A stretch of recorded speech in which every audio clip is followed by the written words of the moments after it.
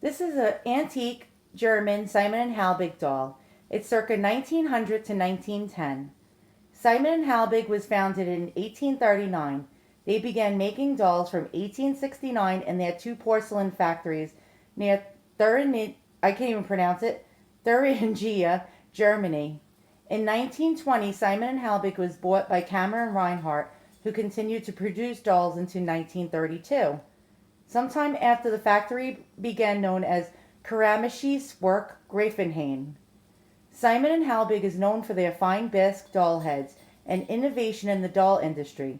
They also supply doll heads to many other well-known doll manufacturers.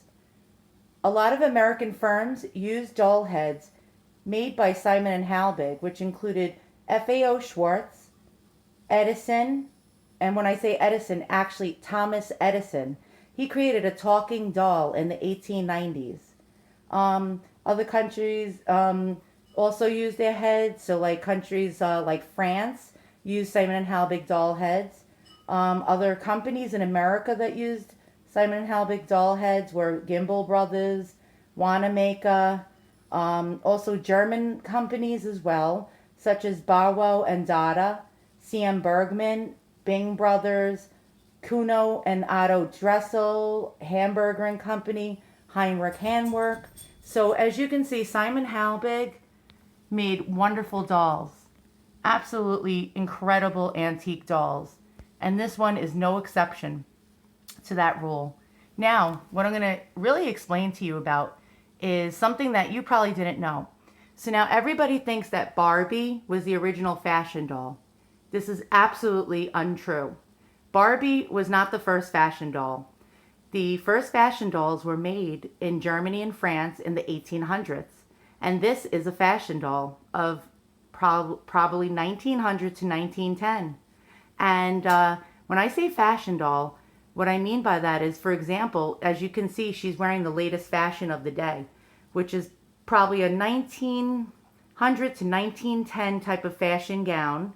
And as you can see, she has a beautiful, beautiful hat with tulle veil on the back side. She has a lovely pocketbook made out of some kind of velvet or velveteen. Her dress has lovely lace on the trim going around it. If you hear bells going off, ignore it. It's my dog right now. He's running through the house. He's going through some kind of like catch me if you can phase. He wants me to chase after him.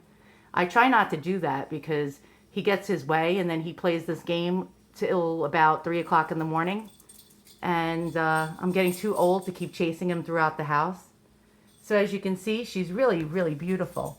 She has glass eyes and they're hand blown also. So these were like handcrafted glass eyes.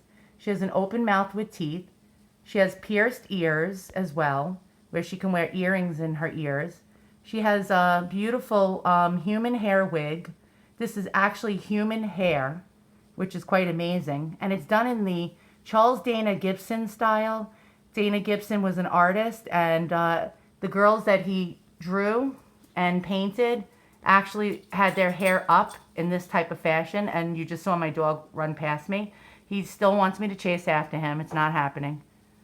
She has a little necklace on around her neck. And she's quite beautiful. She has a little chin dimple. She has little inserted porcelain teeth, as you can see. She has real hair upper eyelashes. I don't know if you can see that, but they're made out of mohair. Let me try. It's very hard when you do videos indoors at night. The lighting is just god-awful.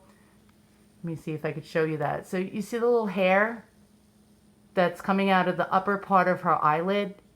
That's actually made out of mohair, which is quite interesting. And her costume is exquisite. Very, very exquisite. And this doll was made to show the fashions of the day. So if you were a seamstress or a clothing store, you would have one of these dolls displaying your creations. So she shows you what the fashion was of the day. A lot of clothing stores of the day used to have little mannequins like this in the window. and they would dress them in the finest clothes, especially in France. The French fashion dolls are the most collected and sought after. The German counterparts sadly aren't as valuable, but nonetheless beautiful. So I'm going to show you underneath her dress. A former owner has their name in here. And underneath that she has petticoats. And her original little stockings. I'm trying to get better lighting to show you. I'm going to turn this doll around now to show you what she looks like in the back, because her costume is equally beautiful as from the front. And you can see from the side, look at the veil.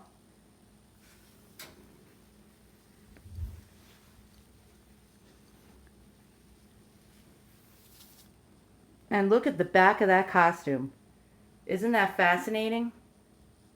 Look at that beautiful hat with the veil and all the little ostrich feathers and trim going around it.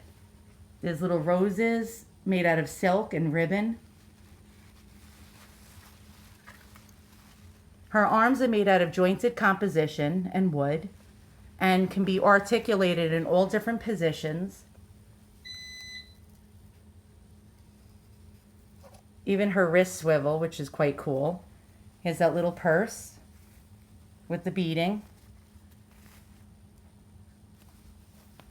And she has a little mother of pearl belt buckle going around the center of her dress.